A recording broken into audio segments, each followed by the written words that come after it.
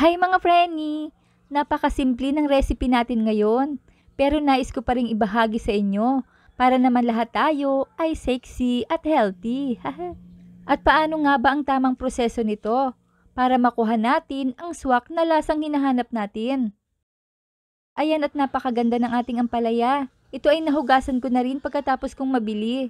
Kaya diretsong hiwa na ang gagawin ko. At syempre, kailangan muna nating tanggalin ang mga buto nito.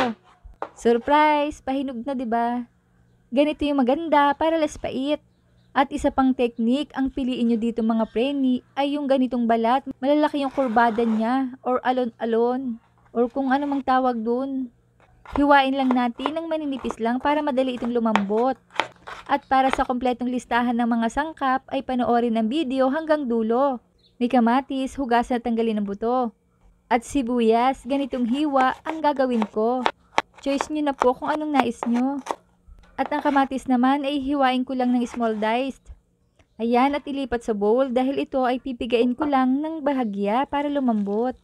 At para na rin matanggal ang konting katas. Lagyan ng tubig at banlawan ng isang beses lang. Hindi ito kailangang banlawan ng maraming beses dahil mawawala ang sustansya nito. Pagkatapos ay i-drain well. Huwag na huwag niyong pipigain ng gusto ha. Ayan, at ililipat ko uli ito sa isang bowl.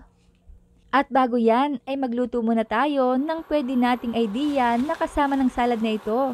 Ito mga dilis. Ilagay lang natin ito sa pinainit na mantika. At iprito lang hanggang sa maging crispy. Napakabango talaga ng dilis. Hanguin na. At para naman sa ating masarap na sauce, maglagay ng kalahating tasa ng suka. 1/4 cup ng inuming tubig. Isang kutsara ng sugar. Kalahating kutsara ng asin. At 1/4 teaspoon dinurog na paminta. Haluing mabuti hanggang sa mag-combine. Saka natin ilagay ang kamatis. Mas maganda kasi kung hindi mo ito direct ihahalo sa sauce. Para kapag inilagay ang sauce ay pantay ang lasa nito sa mga gulay.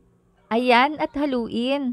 At saka ibuhos ang sauce. At sa ganitong punto ay may kakalat natin ng husto ito sa mga gulay. Saka haluin ng bahagya lamang. Tikman ko nga. Ang sarap. Jaran! At ito ang another idea na pwede mong gawin. Isama nyo dito ang fried dilis at siguradong magugustuhan nyo rin ito. Pak! Saan ka pa? At alam nyo bang napakasarap nitong papakin? Nang ganito lang.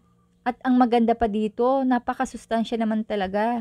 At take note mga friendly, pwede itong iimbak sa garapon. Mas lalong tumatagal na babad, mas healthy. Kaya naman i-like, i-share at i-follow nyo na ako para updated kayo sa mga reseping ibabahagi ko pa. Huwag kalimutan, cook with love. Thanks for watching. Bye-bye!